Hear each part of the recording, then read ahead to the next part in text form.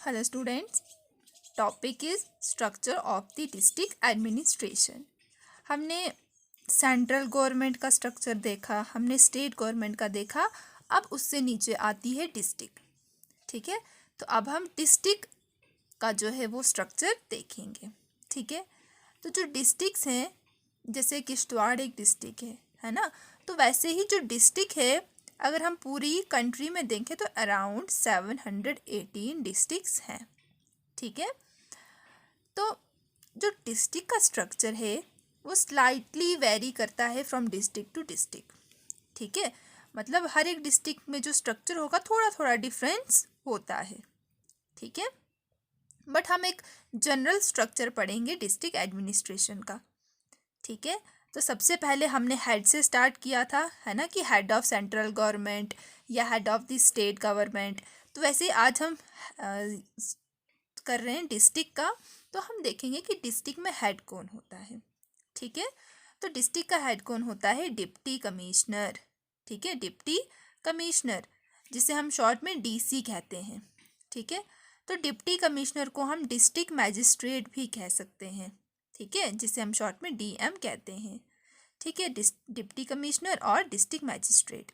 ठीक है, अब कहीं कहीं स्टेट्स ऐसी होती हैं जिन स्टेट्स की डिस्ट्रिक्ट में डीसी या डीएम नहीं कहा जाता, वहाँ उन्हें कहा जाता है डिस्ट्रिक्ट कलेक्टर। ठीक है, जैसे कि राजस्थान की जो डिस्ट्रिक्ट्स हैं वहाँ पे डीसी नहीं कहा जाता, वहाँ पे डिस्ट्रिक्ट कलेक्टर कहा जाता है। ठीक है, मतलब जो डीसी है वही काम डिस्ट्रिक्ट कलेक्टर का भी होता है, बट नेम में डिफरेंस है। ठीक है, तो डिप्टी कमिश्नर, डिस्ट्रिक्ट मैजिस्ट्रेट या डिस्ट्रिक्ट कलेक्टर कह सकते हो आप। ओके, तो जो डीसी है, डीएम है या डिस्ट्रिक्ट कलेक्टर है, ये हेड होता है डिस्ट्रिक्ट एडमिनिस्ट्रेशन का। तो इसके ऊपर बहुत सारी रिस्पॉन्सिबिलिटीज़ होती हैं, है ना। तो इसके ऊपर बहुत सारी रिस्पॉन्सिबिलिटीज़ होती हैं डिस्ट्रिक्ट को संभालने की।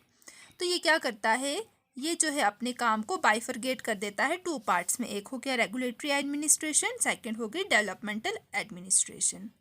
ठीक है, मतलब इनके अंडर जो है ये दो एडमिनिस्ट्रेशन आती हैं। ठीक है, फर्स्ट है रेगुलेटरी एडमिनिस्ट्रेशन। रेगुलेटरी मतलब रेगुलेट करना, कंट्रोल करना। तो ये वाली वो टाइप है जो डिस्ट्रिक्ट को रेगुलेट करेगी, जो डिस्ट्रिक्ट में हर एक जो भी सिनेरियो होगा, जो भी चल रहा होगा, उसको रेगुलेट करेगी, कंट्रोल करेगी। ठीक है, सेकंड जो है डेवलपमेंटल, मतलब ये जो है डिस्ट्रिक्ट की डेवलपमेंट पे फोकस करेगी। ठीक है, कि डिस्ट्रिक्ट की डेवलपमेंट कैसी हो रही है, कैसी नहीं हो रही है। तो जो डेवलपमेंटल एडमिनिस्ट्रेशन है ये डिस्ट्रिक्ट की डेवलपमेंट पे ज़्यादा कंसंट्रेट करेगी। लेकिन जो रेगुलेटरी है ये सिर्फ रेगुलेट करेगी, कंट्रोल करेगी। रेगुलेट को क्या कहते हैं? कंट्रोल। रेगुलेट या कंट्रोल। ठीक है, तो डीसी के अंडर टू एडमिनिस्ट्रेशन आ गई, regulatory administration and developmental administration. Regulatory means regulate करना, डेवलपमेंटल मीन्स डेवलपमेंट जो करवाए। ठीक है, जो डेवलपमेंट देखे डिस्ट्रिक्ट की। अब रेगुलेटरी एडमिनिस्ट्रेशन के अंडर जैसे लॉ एंड ऑर्डर को रेगुलेट करवाना, लैंड एडमिनिस्ट्रेशन या टैक्स कलेक्शन। ठीक है, law and order means law follow करवाना, रेगुलेट करना, कंट्रोल करना। कि फॉर एग्जांपल अगर कोई लॉ फॉलो नहीं कर रहा, ठीक है, कोई डिस्ट्रिक्ट के लॉज हैं, है ना, हमने लॉज पढ़े कि हमारी जो गवर्नमेंट है वो लॉज बनाती हैं ताकि हम उन्हें फॉलो करें और हम जो है हर एक कंट्री, हर एक स्टेट, हर एक डिस्ट्रिक्ट जो है वो स्मूथली चल पाए, है ना। तो वो लॉ एंड ऑर्डर अगर फॉर एग्जांपल कोई फॉलो नहीं करता तो वो रेगुलेटरी एडमिनिस्ट्रेशन फॉलो करवाती हैं, है ना। तो लॉ एंड ऑर्डर में पुलिस ऑफिसर्स, पुलिस आएगी, क्योंकि पुलिस का काम ही होता है ना हमें लॉ फॉलो करवाना, या ट्रैफिक पुलिस वगैरह, है ना। हम अगर रास्ते में जा रहे हैं, कोई स्कूटी या बाइक लेके जा रहा है, तो उन्हें कहा जाता है कि आप हेलमेट पहनो, है ना। लॉ एंड ऑर्डर भी क्यों बनाए जाते हैं? पर्सन की सेफ्टी को देखते हुए, है ना। तो ट्रैफिक पुलिस कहती है कि हेलमेट पहनो, मतलब वो लॉ बनाया गया है कि आपको बाइक चलाते हुए, स्कूटी चलाते समय हेलमेट पहनना है ना। तो वो लॉ को कौन फॉलो करवाता है? Traffic police. तो ऐसे ही ये क्या है? रेगुलेटरी, क्योंकि ये रेगुलेट कर रहा है, कंट्रोल कर रहे हैं, है ना।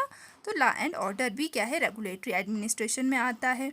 फिर लैंड एडमिनिस्ट्रेशन, जैसे कि अगर कहीं लैंड का कोई झगड़ा है, ठीक है, जैसे कि कोई लैंड होती है फॉरेस्ट वाली, वो तो किसी की नहीं होती है ना, तो उसको भी कौन देखती है, यही एडमिनिस्ट्रेशन।